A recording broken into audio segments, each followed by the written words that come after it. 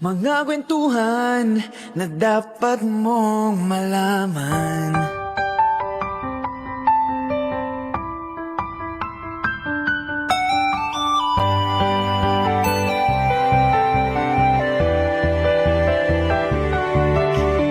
Kasi magpapatulong, o sige, bigyan mo ako, walang in return. Sino tutulong sa mga taong yun na para maabot yung mga pangarap nila? Tsaka pag gusto mo naman po kasi yung ginagawa mo, hindi mo siya maiisip na, na parang draining. Kasi lahat posible.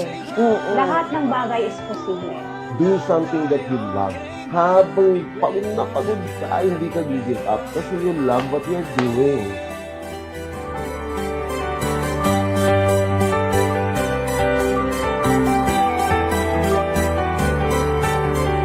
Always remember po ang lagi kong sinasabi sa inyo.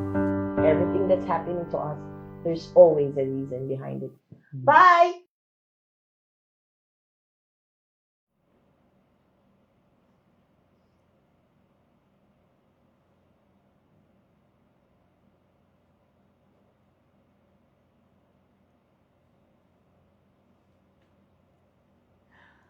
Good evening, everybody! Magandang gabi po. Sorry we're late, but magandang gabi. It's a Monday night again. It's another Chikahan with Mommy Ray. At sana nakauwi kayo ng maayos dahil bigla na lang bumuhos ulit ang ating ulan na walang pasabi-sabi, bigla-bigla. I hope na safe kayo or ngayon ay mga nasa bus at sasakyan kayo, makakauwi kayo ng safe. But before tayo mag-start sa ating magandang chikahan ngayon, I just wanna say, don't forget to watch yung ating mga live every Monday, Wednesdays, and Friday. Like sabi ko nga po sa inyo, make it a habit. Every Monday, of course, it start with me, Chikahan with Mommy Ray. Every Wednesday, Up Top Download podcast namin. And every Friday naman po, Coffee Chat with the Vent. Lahat po yan ay 7 p.m. na which mapapanood nyo po sa aming Facebook page ng Ignos Novus Artist Management.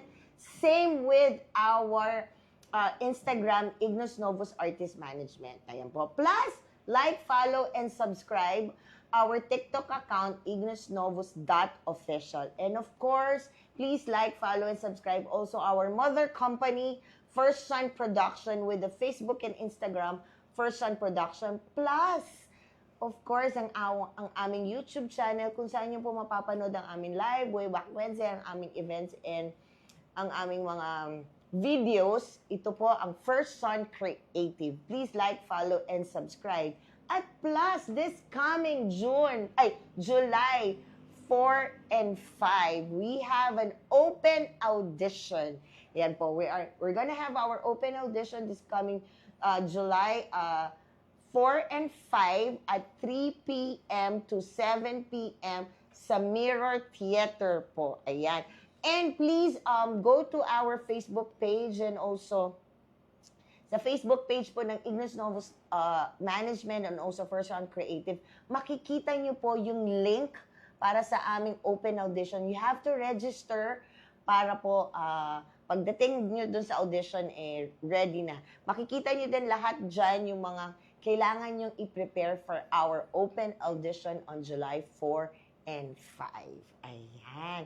At dahil dyan sa mga sinabi ko, mag-start na tayo ng aking chikahan. My special guest is a comedian.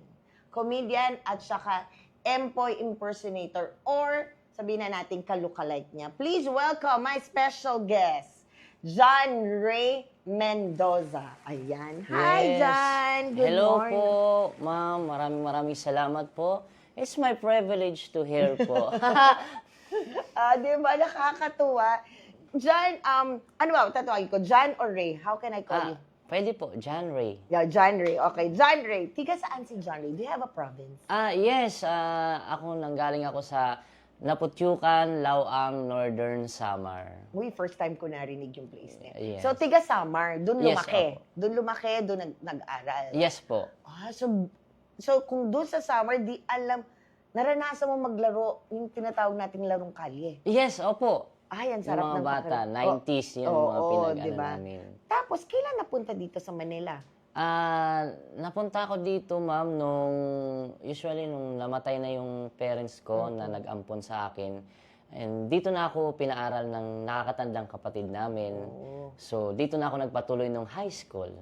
Okay. So, naging malinenya ka na. Yes po. So, dito na tayo. So, magpa-fast pace na tayo. Pero, nakakadalaw ka pa ba sa Samar o hindi na? May time po pag piyesta, tapos pag may budget yon. Yeah, di ba nakakamiss ang buhay probinsya? Nakakamiss naman po talaga pag sa probinsya. Kasi andun doon, lalo na yung mga reunion, pag piyesta, uwi. Yes. Pero yun nga po, nandito kasi talaga yung trabaho. Kumbaga yung pinangkukuhaan ng budget. Yes, exactly. So nandito ka na sa Manila, sabi mo nga. Tapos dito ka na nag-aaral. O ano ba tayo? Naging working student ba tayo? Hindi naman po. No. So tapos magpa-fast pace na tayong dalawa. Kasi nga, sabi ko nga, di ba, sabi mo nga, ang introduction ko sa'yo, empoy. Yan bang pagiging empoy mo, biglaan lang yan o matagal na? Usually po, biglaan lang po talaga siya. Nalaman ko lang din po kanina nung nagbukas po ako ng pinto eh. Yan po, opo. Hindi po, yung time po na nagtatrabaho ako noong time, Serene Requesas po talagang ginagaya ko. Then, nung time na, maiksi kasi yung buko, bawal kasi sa mall yung mahaba, tapos bawal yung bigote. So, naglagay lang talaga ako ng pentel pen. And then, nagsuot ako ng wig. Tapos, tinanong ko yung mga kawork ko kung sino yung gagayahin ko pag sumali ako ng kalokalike. Doon nila na mas okay si Empoy daw po. Okay. So, yung pagsali mo sa kalokalike, first time o, kasi di ba meron mga, minsan nagdadalawang beses ng sali. Ikaw, first time mo, no? Yes, first time po. So, how's the experience of joining kalokalike? Andun po yung paghahalo ng kaba, yung excitement, yung hindi ka nakatulog, tapos kinabukasan, masasampal ka lang ni Miss Gladys Reyes. Ay, yung ba yung sa segment mong yun yung nasampal ka ba? Yes, Parang napanood ko yun. Opo. So, ikwento mo sa amin, ano bang nangyari doon sa segment na yun? Nag-act lang po kasi ako noon, tapos gusto ko po talaga sing maka-actingan noon si Miss Gladys Reyes kasi idolo ko po talaga siya sa pagdating sa kontrabida. Then, that time, nabigyan ako ng pagkakataon and then nagkaroon kami ng parang eksena doon kasama si Kim Chiu. Siya yung magiging kabit ko doon. Si Ma'am Gladys yung asawa ko talaga doon, legal. Wow! Yes. So, nagkaroon lang time na hanggang sa dumating sa point na nagkita kami sa mall nang hindi inaasahan. Nakasama ko si Kim Chiu, yung kabit ko. Okay. So, parang impromptu yung nangyari. Yes, opo. Okay. Tapos, yun na, nasampal ka na. Yes, opo. Bali, doong time na nun, hindi ko rin talaga po alam kung saan ako sasampalin, kung sa kabila o sa kanan. Pero ikinagulat ko lang po, buti hindi po natanggal yung wig ko. Kasi kung natanggal po, iba talaga makikita nila doon. So, that time talaga sobrang impromptu. Nasaktan ka ba? Yes, opo. Malakas ba? Malakas po talaga siya. Okay. Natuwa nga po ako kasi sabi ko, ito po talaga yung pakiramdam ng totoong makakasampalan mo yung artista. Nag-request pa nga po ako sa kanila. Sabi ko, next time po si Miss Maricel Soriano naman po, sa kabila naman po. So, yun pala yun. Sige, bago natin ituloy ang kwentuhan na yan, ang dami nang nasa comment section at nagsasabing hi po. Ayan. So, unahin na natin si Shannon. Hi, Mommy. I miss you. I miss you too. And then si Kai. Parang yan na ba yung mga simula ng comments natin sa comment section? Ayan. Ang unang-una, of course, my baby ko. Hi, baby ko, Gail. That's my daughter. And then si Warnick. Warnick po. Warnick. Go, friend. Yo. Ikaw pala, friend. Yes. Ayan. Tapos, of course, our Rian. Hi, Riri. Hi, hello. Rian is one of our hosts in podcast every Wednesday. Hi, Rian. And then si Shannon nga. Hi, Mommy. I miss you. I miss you too. And then si Kay. Hi, Kay. Salamat for watching. And then si RJ. Hi po. Ayan. So, if you have any question for Empoy or kay John Ray, just mag-comment lang po kayo dyan. So, doon ba sa pagsali mo doon sa Kalokalig, maraming doors ba ang nag-open sa'yo? Yes po. After ko nung time nun sa Kalokalike, nagsunod-sunod din po talaga yung project na dumating sa akin. Wow, so that's nice. So, simula doon ka na nag-start mag-acting o nag-acting ka na before pa? Dati po, nag-audition din po ako sa PBB, sa kahit alin po. Pero, yun nga po, wala talagang, siguro hindi pa time na, makasali ako sa mga ganun. Yes. Tapos dito, nung nagkaroon lang ako ng bigote, mas lalong nadagdagan yung, sunod-sunod po yung mga project ko. So, parang sinabi ni God na ito na yung time na para sa'yo. Okay. Yung right time. Yes parang. po. Meron bang chance na nag-meet kayo ng tunay na Empoy? Yes po. Actually po, last August 2025, nag-shoot po kami ng movie na pinalabas din po ngayong February po, nung 17, yung Batang Pako. Wow. So, ayan ba yun? Anong experience mo? Anong feeling nung na nagkita kayong dalawa ni Empoy?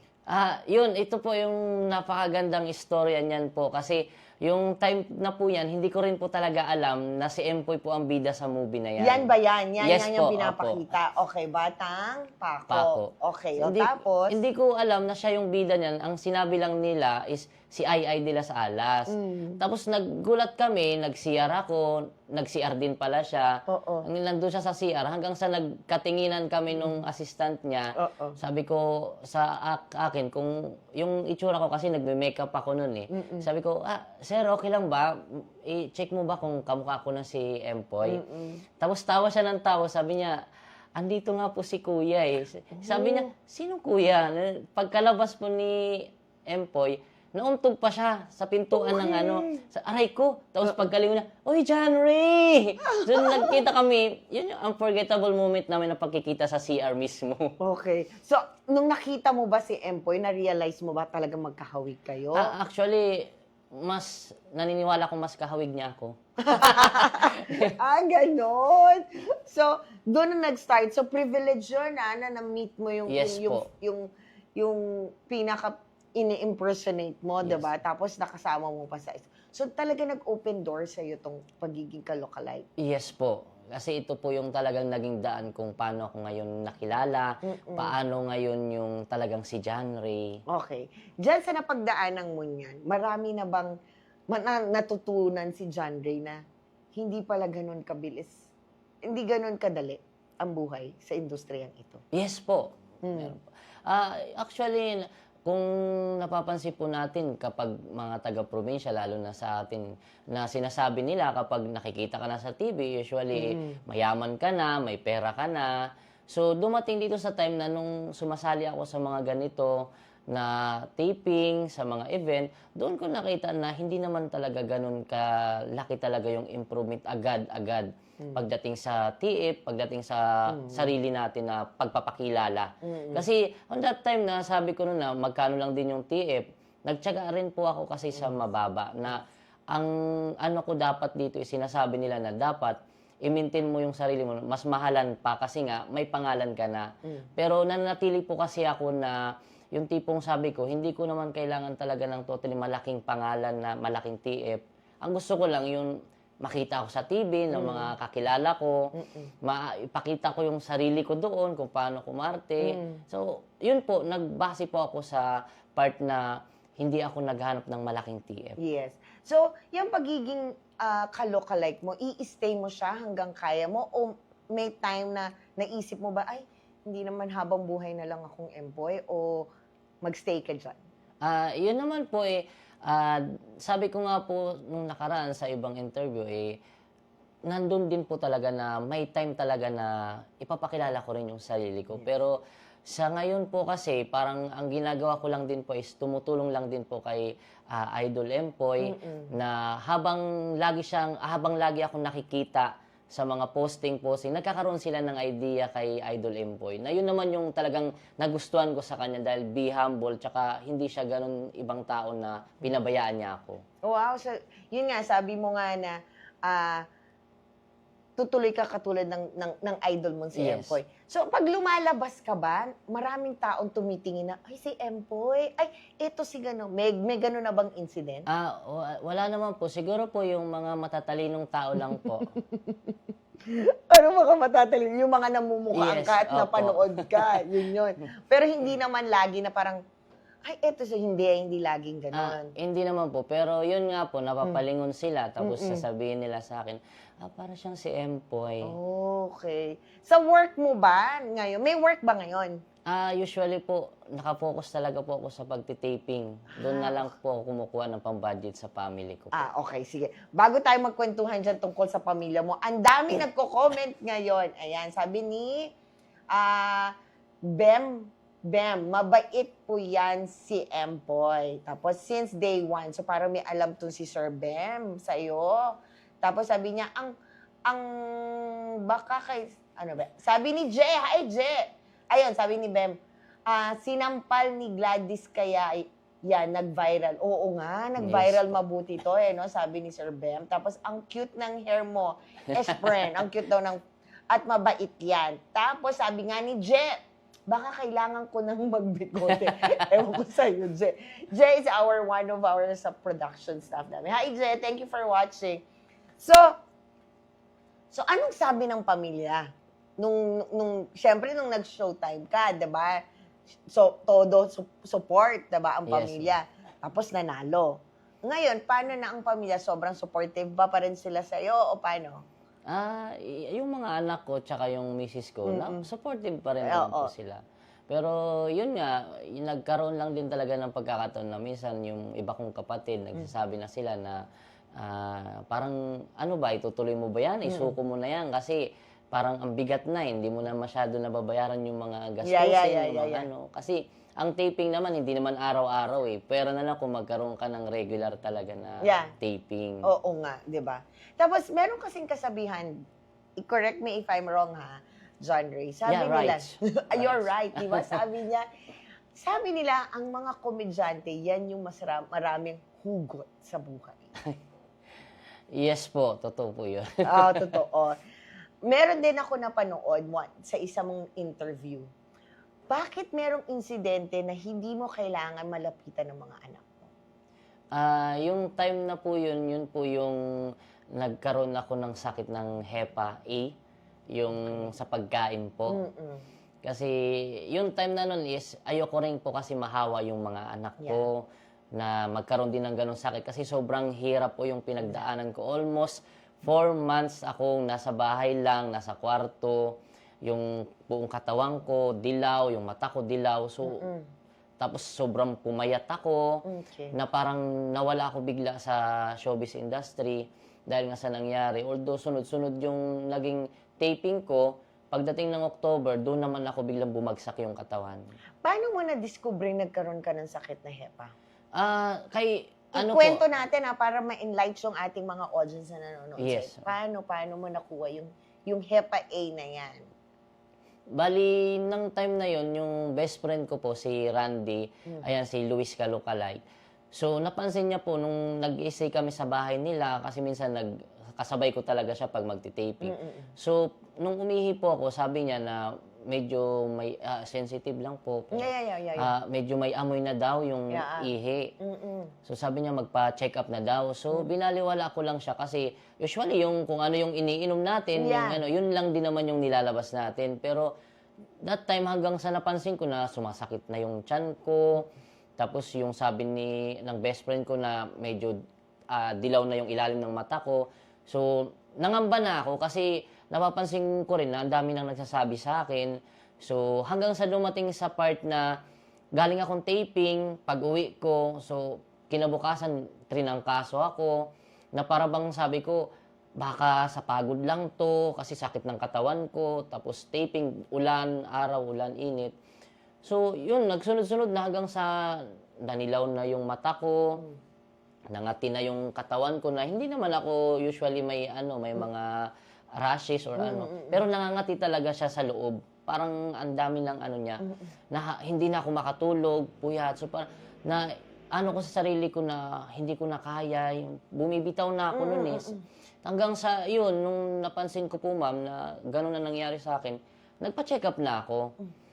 Yun ang nabanggit ng doktor na positive ako sa HEPA A, sa dumi ng pagkain. Possible daw nakuha siya sa mga sausawan, yung mga nagsasawsaw ng sabay-sabay, madumi yung kamay, madumi yung or nagka-positive din sa HEPA. So, doon ako nangamba dahil grabe yung sakripisyo ko noon, lalo-lalo na sa pagbili ng gamot, ang mahal ng gamot, na hindi ko alam kung uunahin ko pa ba yung pagalingin sarili ko, uunahin ko ba yung budget ng anak ko na nag-aaral. So, andun po yung part na na-depress talaga ako ng sobra. Hanggang sa di ko na alam kung anong gagawin ko, nagalit na ako sa misis ko dahil yung tipong wala talaga ako sa katinuan na ang gulo ng isip ko, iniisip ko mabubuhay pa ba ako bukas, magigising pa ba ako, hanggang sa dumating yung part na nandiyan pa rin yung misis ko, tumutulong pa rin, pinoprovide niyo yung pagkain, lahat ng pagkain na bawal sa akin, puro lang akong gulay, nilaga, tapos kanin. Bawal kasi ako talaga sa mga mantika. No? Ay, nung time na yun sa HEPA. Yes So, po. anong lesson ang natuto sa'yo dyan? Anong natutunan mo dyan sa pagkakasakit mo niyang HEPAng yan? Ang isa sa natutunan ko nung time na nun, taping, puyat, pagod, tapos yun nga, yung kakain na lang na kung ano-anong mabunot. Natutunan ko dun is yung wag pabayaan yung sarili.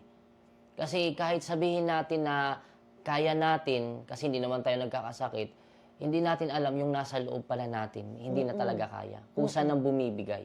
Yeah. So, paano yun? Nasa isang bahay ka pero hindi mo sinabi ba ng doktor sa'yo na hindi ka pwede lumapit sa mga anak mo o ikaw na lang mismo sa sarili mo ang nag-decide? Ang sabi naman ng doktor is, kapag magkaroon lang ng part na kakain ka, yung kutsara na ginamit mo is magagamit nila, or else yung mahalikan ka. So, yung bunso ko kasi malambing yon. So, lagi siyang nakaano sa akin pag dumarating, pag paalis, pag matutulog. Lagi siyang naglalambing, nagano. So, doon ko na na ang hirap po talaga. Kasi parang nasa quarantine talaga ako nung Parang time na. nagkaroon ng COVID yan Yes, opo. Oo. Ganon po yung ko. Tsaka iba yung itsura ko nung pumayat ako nung nakatanggap ako nun ng award nung December. So, yan yung sa December naman. Teka muna, kung kailan ka nagkasakit, doon ka naman nagka-award. Yes po, yan po yung na yan. O ano naman yung award mo niyan? So, sabi mo, nagkasakit ka ng October. Yes po. Tapos December yung awarding na ikinagulat ko. Yeah. Simula October, hindi na po ako lumalabas sa showbiz. Yes. Dahil nga nagpapahinga na ako. Tapos may kumontak sa akin, ang Red Tiger Multimedia Production, si Ma'am Malo, Aqua Rider. Sabi niya na may binigay daw silang awarding sa akin, yung most active celebrity ka-look-alike ng 2025. Kasi po hindi naman po sa sa pagyayabang, yung mga ka-look-alike po kasi na kasama namin, isang GC lang po kami, pero nandun po kasi yung part na mas marami kang project kung maayos kang makisama, be humble. So dumating po sa part na sunod-sunod yung project na dumating sa akin na halos ako lang o ilan lang po kami na nandun nakatindig na maraming project ng sunod-sunod po. Oo, no? Kasi hindi naman lahat. Kasi ang dami nyo eh. Yes po. Ang dami yung ka-lookalike. Even yung grand champion, hindi naman, pag hindi sinabi na grand champion, hindi man automatic, di ba? Yes Nasa po. tao yun para maging masipag ka, di ba? So, nung December, sabi mo parang mawawala ka na sa sarili mo kasi 4 months mo in-isolate yung sarili mo, Yes di ba? po. So, 2 months ka pa lang ng December, lumabas ka just to accept the award. Yes, opo. And then, Ah. ano nang nangyari sa'yo after nyan? Yun po, after nyan, nag-face mask ako papunta dyan. Tapos nireceive ko lang yung awarding. Tapos sabi ko, hindi po kasi talaga ako pwede magtagal. Kaya kailangan ko magpahinga. Yeah. Kasi mabilis po akong manghina niyan. Nung time na nun, napakabilis kong bumagsak yung katawan ko na mamaya na papagod na ako. So, yun, pinilit ko pa rin po yun kasi nung time na po niyan, may show talaga kami niyan sa sa ABS-CBN. So talagang mabilisan. Ganun kahirap magkaroon no ng HEPA, ha? Kasi akala nila, HEPA lang yan, gagamutin, hindi ho. Kasi pati yung katawan mo, immune system mo, babagsak. Yes po. O, ayan. Kaya mag-ingat yung mga bata dyan, yung mga estudyante natin na mahilig lang. Hindi naman ho natin sinasabi na laging madumi yung mga kinakain natin dyan. Pero kailangan lang natin mag-ingat. Diba? Yes po. O, yan. Tapos, eto pa, meron din akong nakitang picture mo. Nakasama mo si Mr. Renz Verano? Yes po. Ano, si Sir yan, Renz. si Sir Renz. Ano naman yan kay Sir Renz na yan? Yan. Parang ang gwapo-gwapo mo naman dyan, naka-bowtie ka pa na. Opo. Oo. Ang cute nga, parang si Mickey Mouse eh. Okay. Ayan naman po, is last, lang po yan. Ito lang pong Saturday, awarding din po yan. Then, kasunod po niya nung gabi is yung concert po na nag-isang Renz Verano 30th thriving anniversary ng Ibang-Iba Ka Na composed by EBQ Music Production po. So, ibig sabihin, kumakanta din ng isang Ray John Ray. Yes po, sa kanto lang po. Hindi kasi nag-yes ka sa kanya. So, kumakanta ka, maganda din ang boses natin, diba? Yung time na po noon, lang po, comedy hosting lang talaga. So, comedy bigla lang akong lumabas, hosting. interview sa kanila. So, yun lang po, parang lang. So, parang nangyayari sa'yo ngayon ay lahat ng gig sa comedy hosting, tapos lumalabas ka na sa digital at saka sa screen. Yes po. So that's nice, diba? Talaga ang daming nag-o-open doors sa'yo, basta tamang oras. Kasi yung ibang tao, lagi nilang pinipilit, tinatanong, bakit si ganito? Kakapasok lang, ayan na, ako ang tagal-tagal ko. Yes, opo. Pero tamang oras, Opo. Tamang oras. At dahil dyan sa tamang oras na sinasabi ko, meron ho akong bagong segment dito sa aking Chikahan with Mommy Ray. Na which is, ang tawag ko dito sa aking segment po is, anong headline chika mo? Yan, i-explain ko po sa inyo kung ano tong aking bagong segment. But before I introduce my bagong segment, I wanna say hi at saka yung mga comments dyan sa comment section. Tingnan muna natin para bago ko explain to ating bagong segment. Ayan, ang sabi doon muna tayo sa taas pa konti. Okay, sabi nga ni Bea, mabait daw yan. Ang cute yung hair mo. And then, ang pogi, sabi ni JM, ang pogi si niya. Mrs. po. Si Mrs. ba yan? Yes, opo. Pogi naman ang asawa mo. Tapos sabi ni Bam, naku, very supportive yan, lalo na si JM. Oo nga. Tapos, ako din, nung nag-long hair ako, dun ko lang na-realize kamukha ko si April Boy Regino. Kaya till now, di ko na mapagupit. Ito yung kalokalike ni April Boy? Isa po yan sa nagdi-disguise na impersonator po ni Okay. Tapos sabi ni Warnick, more project to come para kay best friend, sabi niya. Ano pa? Meron pa? And then sabi ni Ara, idol ko yan. And napaka-pogi niyan sa personal, napakabait. Oo nga, Ara, tama ka dyan. Ang ganda ng boses ni Idol. Tapos sabi ni RJ, shout out po sa hairstylist mo. Of course, thank you, RJ. Maraming salamat. Natuwa naman ako talaga naman, RJ. So, ayan, yung bagong segment ko po is about anong headline chika mo. From Monday to Friday, meron ho ako dito na headlines. Eto, this is Monday. Ang Monday ko is Monday Memories. And then Tuesday is Choose Next. Ang Monday Memories is all about the past. your memories on the past. Tapos, ito naman, choose connection is all about your friends, your relatives, your family. Ito yan. And then, yung Wednesday naman is believe in Wednesday. It's all about your personal beliefs. Your personal beliefs. At itong Thursday, mga naughty questions. Yan. Ito yan. And then, yung Friday natin is Friday Hustle. It's all about your career. Papipiliin ko po dito si John Ray. I-shuffle ko po to. Papipiliin ko siya ng 2 folder. Itong 2 to, and then inside of this folder has 10 questions. Pero hindi naman niya po sasagutin lahat yung 10 questions. Magda-dice po kami. And then dito sa dice, kung ano lumabas yung number, yun yung babasahin kong question for him. Tapos, doon kami ulit magsisimula ng chikahan naming 2. Di ba po? Ayan. So, papipiliin natin. Ayan na, shuffle ko, John Ray, ha? Oh, pili ka lang ng 2 folders and then, bigay mo sa akin. Isa po, 2. Yan, isa muna. Ayan. Yan, isa. Tapos isa pa. Ayan. Okay, tingnan natin kung anong napili niya. Ang napili niya po ay isang choose connection at ang ating magandang Thursday. Sharks! Thursday tayo. So, dito muna tayo sa Tuesday connection. Dahil ito yung mas naunang day. Dice muna tayo. Dice. At papakita natin. So, we have 6 and 3. It's a 9. Ito po. So, ang question number 9 sa choose connection. Choose connection is all about your relatives, your friends, yung connection mo sa family mo, sa relative and friends. So, number 9. Ito yung question number 9. Be honest. What's your biggest pet peeve in a friendship? Ano yung pinakaayaw mo sa isang kaibigan? And why? Be honest. What's your biggest pet peeve in a friendship? And why? Ano yung pinakaayaw mo sa isang relasyon mo sa isang kaibigan? Yung sa akin talaga is number 1 is yung pagiging plastic. Bakit?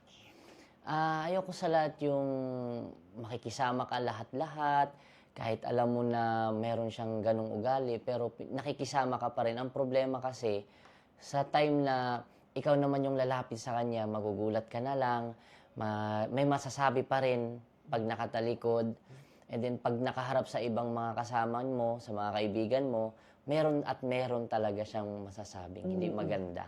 Yeah. Tapos pag nandun ka sa harapan niya, ang bait-bait na Yes, sa'yo, opo. no?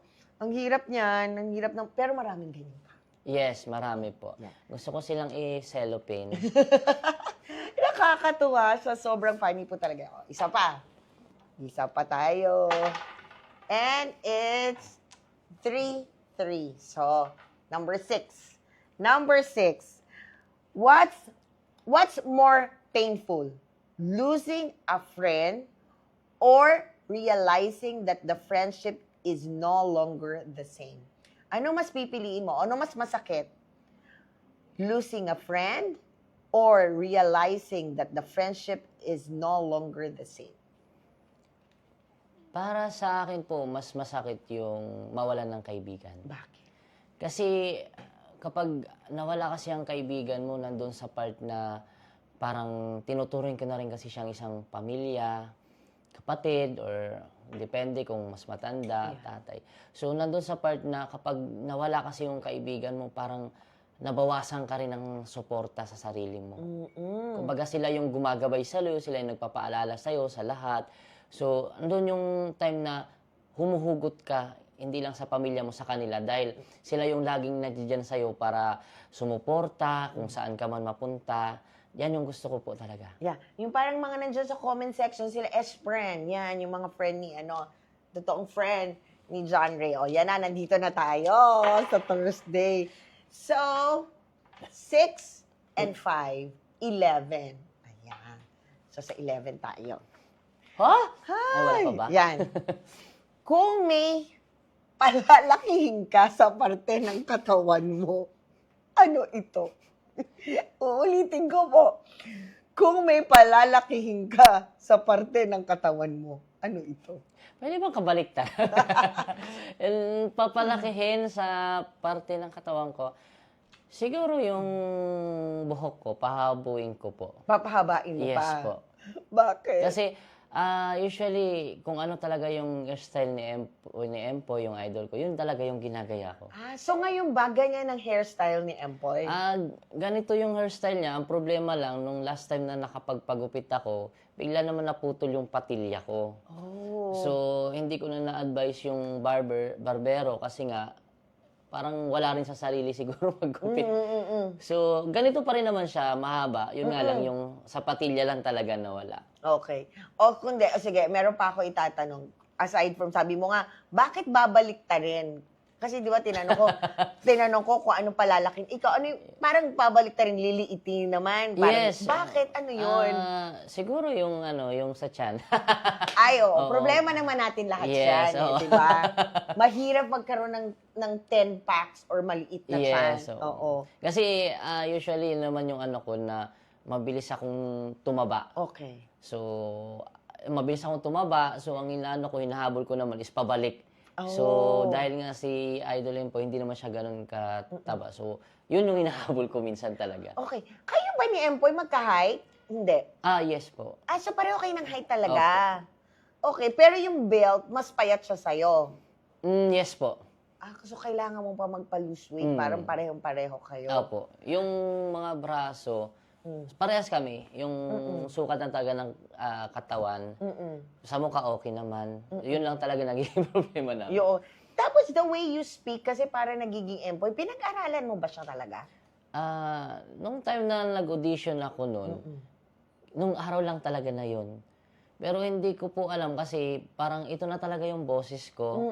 So, yun nga, sinasabi nga nila na mas kamukha ko daw si Empoy at pati sa boses.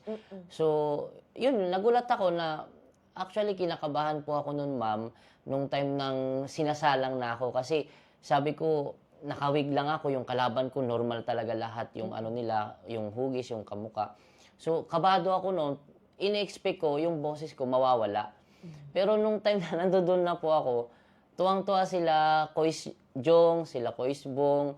Nagulat sila talaga, pati daw yung boses nakuha ko. Yun nga kasi pinapakinggan kita ngayon, kaboses mo talaga si Empoy. Kaya tinatanong ko, kung pinag-aralan mo yung boses niya, so, luckily, ang swerte mo, kahawig mo yung boses, di Yes ba? Oo. Dahil dyan, wag mo akong Yeah. Mag-dice ka pa. Ayan. So, we have 1 and 3. So, number 4. Ano kaya itong number 4 natin? Okay. Weirdest thing na naiisip mo kapag mag-isa ka lang. Weirdest thing na naiisip mo kapag mag-isa ka na lang. Parang napakadali ng sagot niya. Ano? Sabay. Sige. Naiisip ko minsan is, binabaliktad ko yung sitwasyon ko. Na kung ano yung ginagawa ko ngayon as a freelance talent, kumpara doon ulit sa binabalikan ko dati nagtatrabaho ako. So parang naisip ko na ano kayang mangyayari sa akin. Kasi nitong nagtatrabaho ko, so limitado lang talaga yung ko noon, yung kita ko. So bayad upa lang sa bahay, bayad kuryente. Tapos ngayon naman, ang naisip ko ngayon, minsan lang ako magkaroon ng taping, minsan swerte kapag may commercial or event, pero malaki naman compared doon sa sinasahod ko nung nagtatrabaho ako. Tsaka doon sa nagtatrabaho ko, isang beses, 2 beses lang ako pag sumasahod makakain ng Jollibee, McDo, kasi para na lang sa mga anak ko. Pero dito naman sa time ng pagtitaping ko is nakakarating naman ako kung saan-saan. At first time ko rin talaga makasakay ng eroplano. Ano kwento mo sa amin? Anong taping mo naman sa pagsakay mo ng eroplano? Sa Red Tiger Multimedia Production, si Ma'am Ako Rider, sinama niya kaming tatlo ni John Estrada, tsaka ni Robin Padilla Kalokalike sa Bacolod, doon sa Manapla. Nag-perform kami doon as a performer, host doon po sa piyesta sa kanila. So, first time kong sumakay ng eroplano na hindi ko alam talagang pakiramdam, nang tagal ko nang gustong sumakay, kaso sabi ko, hindi ko talaga maabil. So, nung time na nandoon na kami, tawa ko ng tawa sa sarili ko. Ano ba, halikan ko ba talaga yung pintuan ng eroplano? So, parang ganun yung nasa isip ko. Parang tuwang-tuwa ako kasi ang dami kong napupuntahan na. Which is, ako po kasi, ma'am, yung tipo ng bahay-trabaho lang talaga. So sabi ko, darating din siguro yung time na noon na mapupuntahan ko yung mga hindi ko napupuntahan. Which is, ito na nga po yun. Noong sa time na nandito na ako sa freelance talent po. Oh, sa pagiging freelance talent mo, ilang taon na? Katapos lang din po ng Showtime, So, noong parang 2024. 2024, so parang magto 2 years ka pa lang. Yes po. Pagiging freelance talent. Yes po. Dito sa pagiging freelance talent mo, meron ka bang isang insidente na hindi mo makakalimutan? Ang pagiging yes po, meron po. Ano? Yung time po na talagang lagi ako nare-reject sa commercial. Ay, hindi naman yan. Hindi lang ikaw. Madami. Hindi lagi. I mean, yun nga po, na ano ako sa mga commercial kasi parang dinadown ko minsan yung sarili ko na hindi pati siguro talaga para sa akin yung commercial. So, dinadown ko sarili ko. Pero tuloy pa rin ako. Hindi pa rin naman ako sumusuko. Parang nare-realize ko lang na pang taping lang ako sa movie, sa ano. Siguro darating din ako talaga doon sa part na yon. Hindi, tsaka siguro kasi para malaman din ng mga nanonood sa atin, ang hirap po talaga makapasok sa isang commercial. Yes po. Ang hirap po kasi hindi lang po isang agency ang nagpapasa ng talent nila. Isang damukal o isang gano'ng kadaming mga agency ang nagpapasa sa bawat Yes talent. po. And then, pag nasama ka dun sa kanilang mga hot pick na tinatawag natin, hindi ka pa rin sigurado dun. Opo. Kasi face-to-face na, papa-actingin ka and everything. Swerte mo lang talaga pag nakuha ka sa isang commercial sa mga panahon na to. Kasi ang daming Yes agency po. na may hawak po ng commercial. Kaya ikaw, anak, huwag ka mawala ng pag-asa. Yes, opo. Sabi ko nga kanina, di ba, yung pagiging empoy mo on the right time. Yes, opo. So, hindi pa siguro ito ang panahon, di ba? Yes po. Di ba? Tapos, dito sa nangyayari sa buhay mo, sabi mo nga, noong nagkasakit ka, lagi ka lang nasa bahay. Opo. Di ba? Ngayon, medyo busy na, umaalis. Nakakastay ka sa... Pero kung ikaw, papipiliin kita, naging parte ka ng bahay mo, anong parte ka? Anong part ka ng bahay mo? Siguro po sa parte ng bahay po, isa sala po. Bakit? Kasi usually po, mahilig po kasi talaga ako noon mapalakaibigan. So, nandoon kami. Tsaka yung part ng sala po kasi yun yung pinaka-part na nandoon kami. Kikwentuhan, nag-uusap-usap, nagbabanding. So, yun po yung ano ko. Kasi gusto ko matao. Okay. Ayoko ng tahimik lang. Gusto ko talaga matao na parang ako yung mag-uumpisa ng kwentuhan, tawanan, yung mga joke, lumalabas doon. So gusto ko talaga yung sala kasi part na yun is pagpiestahan, nandun sa sala lahat, maraming tao. Ay, gusto ko yung buhay, yung bahay. Yeah, okay. Tapos, syempre, meron kang dream na sasakyan eh, di ba? May dream na sasakyan ka. Kung tatanungin kita, isang sasakyan ka, anong sasakyan ka? Sa sasakyan po, actually, gusto ko talaga matutong magmotor. Okay. Marunong po ako mag-bike. Oh. Kasi nung, yung nagka-lockdown, nagtatrabaho ko, nagbabike lang ako, niregalaw na ako ng bike para makapasok ako sa trabaho. Sanay ako mag-bike. Pero yung motor talaga, hindi ko talaga ma-practice na maayos. Madali lang yan. Oo, madali lang yung motor, pero mag-iingat. Yes, diba? opo. So, kung magiging sasakyan ka, motor ka. Yes, motor. At bakit naman motor? Pwede ka naman mag-wish na magkaroon ng kotse, ng van. Bakit motor? Aside from gusto mo talaga matuto ng motor, bakit motor? Yung motor kasi, ang pinaka-ano ko dito is yung sa time management. So, ang motor kasi mas mabilis kang makakarating, lalo na sa mga taping, sa mga pupuntahan mo. Which is, alam ko naman na hindi yung mga bata yung maisasakay, pero andun sa part na mas kakailanganin kong magamit yung motor para sa pangkabuhayan, nang sa ganun, makabili rin ako, makapag-ipon ako ng bagong gusto kong sasakyan. Oo nga. Kasi ngayon, accessible talaga ang motor. Yes po. Sa panahon natin at sa sobrang traffic dito sa atin, mas maganda ng magmotor. Yes po. Yan. Okay. Sa dinami-dami ng napagdaanan mo sa buhay mo. Sabi ko nga, di ba kanina, kung sino pa yung komedyante, eto yung maraming pinagdadaanan eh. Di ba? Yes po. Ano ang naging mantra o naging motto mo sa buhay mo? Yung sa akin lang, yun lang naman lagi ang sinasabi ko. 2 klase lang, pangatlo, yung unang-una ko, yung siyempre yung huwag makalimot kay God. Yung dalawa naman na gustong-gusto kong laging sinasabi sa lahat is yung maayos na pakikisama at be humble. No. At marunong tumanaw Yes. ng utang na loob. Yes Be grateful sa lahat na na-achieve mo, di ba? Yes po. Kasi yun naman po sa utang na loob. Sa akin po, hindi ko na siya sinama. Kasi ako naman po yung tipo ng tao na kahit natulungan po kita, natulungan ko sila, hindi na po ako nag-expect ng kapalit nun. Yeah. Ang gusto ko lang po is, kung ano yung narating ko ngayon, tutulungan kita na marating mo rin yung gusto mo, pero sa abot lang na makakaya ko rin. Oo nga, no. Kasi sabi mo nga, kanina, bigla lang nangyari to eh. Bigla lahat ng nangyari nung sumali ka sa Kalokalike, tapos nagsunod-sunod na yung project mo. Anong nakikita mo sa sarili mo in 5 years from now? Actually, wala po talaga ako makita. Kasi, hindi ko in-expect yung biglaang parang sinasabi ko na lang na naniniwala na lang ako sa sinasabi ni God na may right time na ibibigay ako sa'yo. Ayoko mag-expect ng malaki, ayoko mag-expect ng mababa. Pero doon ako sa part na naniniwala akong bigla-biglang may dumarating na blessing. Kasi naranasan ko na po yan nung time na walang-wala din ako. Tapos may nanghingi talaga ng tulong. So parang nagdalawang isip ako na uunahin ko ba yung pamilya ko, yung yung humingi ng tulong. Which is nag-away na kami ng misis ko. Pero naihati ko pa rin naman sa part na yun na nagbigay ako sa pamilya ko, tapos nagbigay ako ng konti doon sa nangailangan ng tulong. So napakasarap sa feeling noon. Tapos sinabi ko na lang na, Lord, ikaw nang bahala. Wala na akong budget bukas eh. Tapos nung gabi, tumawag po sa akin noon. Yung time naman na yun is yun, doon na po yun sa, nakuha kami sa I Wonder ng ni Empoy tsaka ni Ma'am Susan.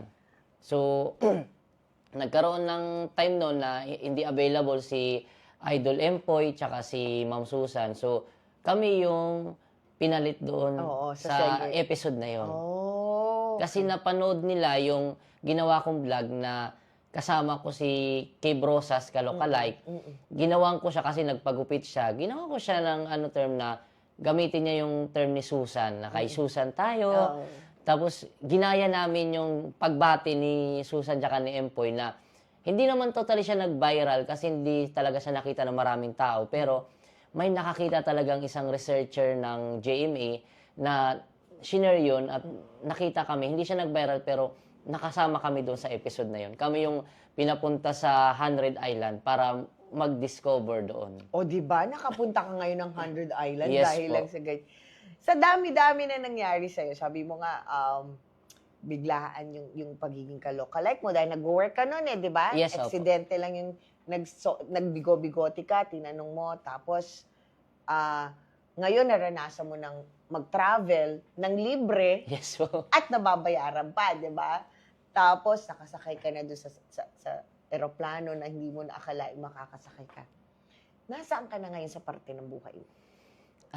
Nandito pa rin po, nakaupo Nakaupo po. tayong Opo. dalawa. Hindi po. Masasabi ko pa rin po is nasa middle pa rin po ako. Okay. So, hindi ko masasabing nasa baba ako, hindi ko masasabing nasa taas ako, pero masasabi kong nasa middle pa rin ako. Kasi andun pa rin po yung part na minsan umuusad, minsan bigla talagang bumabagsak. Pero naniniwala pa rin naman ako na kahit bumagsak ako, kinabukasan may parating pa rin na bagong pag-asa. Pero gigising ka pa rin po muna. Tapos mag-exercise, magunat-unat po. Yan. Yan po. Yung mga anak mo ba, hindi nila sinasabi sa'yo, Tatay Empoy? As in, alam nila na Kalokalike mo lang si Empoy o talagang kahit sila na-amaze sila, ay nga, no, tatay ko, kamukha pala talaga ni Empoy. Minsan po, sa school po, Okay. sabihin ng anak ko, sabi niya, andyan na yung tatay ko si Empoy po. Oh, sobrang Tapos, proud. Pag nanonood sila ng mga teleserye, movie na biglang lumalabas po si Empoy, nagugulat sila, Papa, nandiyan ka na naman. Oo. Sabi sa, ay, hindi ako yan, si ano talaga yan. Oo nga, kasi alam niyo po, pag nakita niyo siya, kahawig niya po talaga, no? Ay, nako. Ang saya-saya ng kwentuhan nating dalawa. Nakakainis ka naman. Pero marami ako natutunan sa'yo. Yes po. Marami ako natutunan sa'yo, Empoy. Maraming salamat. Pati ho ako nakaka-Empoy na ngayon. Pero, John Ray, kung meron ka mga ganap, meron ka bang mga saan ka namin pwede mapanood, you can invite them. Pero bago yan, ano ang mapapayo mo sa yung mga nanonood sa atin o yung mga kabataan o yung mga tao na nananaginip or nagdi-dream sila na makapasok dito sa industriyang ito? Yun lang naman po ang lagi kong sinasabi, huwag po kayong susuko. Ituloy nyo lang po kung ano yung gusto ninyo sa pangarap ninyo. May time tayong nahihiya tayong ilabas kasi wala tayong confidence sa sarili. Pero ang gusto ko lang sabihin is, ituloy nyo lang po yan. Tuloy nyo lang kung ano yung mangyari. Kahit sabihin natin na nagkakaroon tayo ng failure, yun po ang nagiging daan para mas lalo tayong ma-enhance pa sa atin sa kung ano yung talent na naitatago natin. Tsaka yun po yung sinasabi ko lagi na once na dumating sa part na nandoon na kayo, be humble pa rin po at laging makisama na maayos para kahit saan po kayo pumunta, marami po kayong mapupuntahang mga kaibigan, mga kasama sa showbiz, dahil nakikita nila yung pagiging friendly mo, friendship, best friend, di ba? So yun po, yung gusto ko lang sabihin na tuloy nyo lang yan. Huwag kayong susuko, lalong-lalo na huwag kayong bibitaw kasi hindi naman po talaga kayo nakakapit sa jeep. So may upuan naman po. Yun. Tsaka nagbayad po kayo. Yeah. Nakakatuwa si Johnny. O Johnny, saan ka namin pwede mapanood? Meron ka bang mga upcoming shows or ano? Yes, of course not. I would like say na abangan nyo lagi kami every Saturday sa Kantawanan Show with Sugar Beth and John Ray. Ayan, 10 a.m. po yan ang aming show. And Mr. Probably Friday 2 p.m. At yun po, abangan nyo po ang Tumbang Preso, directed by Direk Mark Agkawili Bago, coming soon pa lang po. And of course, ang hindi nakakatawang biro ni Mang Bart, Batangas University movie. Ayan, so abangan nyo po yan. And of course, ang Good to Go, tsaka yung nalalapit na inaayos naming movie, yung Batang Pagod. Kasama ko po dyan si Tony G. Kalokalike, Tony Gonzaga, si Dom, si Randy, si Sugar, si Derek Warnick po, yung kanina nag-comment. Ayan, so maraming salamat po sa lahat ng mga sumusuporta po. Yung mga sinabi mong show sa amin, saan namin mapapanood yan? Yung Kantawanan Show po, sa Facebook page lang din po siya. Pero yung Tumbang Preso, movie po siya. So sa mga sinihan po siya inaabangan. Tapos yung ang hindi nakakatawang biro ni Mang Bart, the same lang po. And then, yung yung Good to Go, tsaka yung Batang Pagod is, a short film lang din po siya. Okay. So, yung sinasabi mo mga shows mo, sa Facebook namin mapapanood yan. Yes po. Anong page sa Facebook? Wave TV Production po. Wave TV. Okay. O yan, para mapanood nyo ulit si John Ray doon sa Wave TV. At ako naman po, nagpapasalamat sa mga nandito ngayon. So, please don't forget, every Monday, Wednesdays, and Friday, make it a habit. Every Monday, with me, Chikahan with Mommy Ray. Every Friday naman po, Up, Top, Down, Low na podcast namin. And of course, our Friday Coffee Chat with Daven. Lahat po yan, 7 p.m. Dito nyo mapapanood sa aming Facebook page ng Ignos Novos Artist Management, katulad po ng aming Instagram. And also, please like, follow, and subscribe ang aming TikTok account na at ignosnovos.official. And also, please like, share, and subscribe also our First Son Production Facebook page and Instagram namin is First Son Production. And of course, like, follow, and subscribe our YouTube channel, First Son Creative, na which itong interview ko kay John Ray, mapapanood nyo siya. Kundi mamaya, bukas na bukas, mapapanood nyo at pwede nyo pong ulit-ulitin. And at yun nga po, this coming July 4 and 5, we have our open audition for our theater shows. July 4 and 5 po yan, ng 3 p.m. to 7 p.m. sa Mirror Theater sa Kalayaan Avenue, Poblacion, Makati po yan. And you can go to our Ignos Novos Facebook page and also our First Son Production FB page. Meron po doon link na kailangan yung i-fill up. Yon, yung aming Google link po. Ayan. And eto nga po ang inyong Mami Ray. Sabi nga po kanina ni John Ray, mahirap makapasok sa industriyang ito. Pero right timing, katulad sa kanya, right timing nung naging empoy siya, ang daming doors na nag-open sa kanya. Pero pag nandyan na yung oportunidad, kailangan nyo to be humble, maging humble pa rin kayo, maging mapagpasalamat, hindi kayo dapat maging mayabang, at laging tandaan na magpasalamat sa Diyos na nagbibigay ng talento sa inyo. Ito ang inyong Mami Ray na laging nagsasabi, everything that's happening to us, there's always a reason behind it. Bye mga anak! See you on Monday! Maraming salamat, John Thank Ray. you po, Ma'am Ray po. Okay, maraming salamat. See you all on Monday!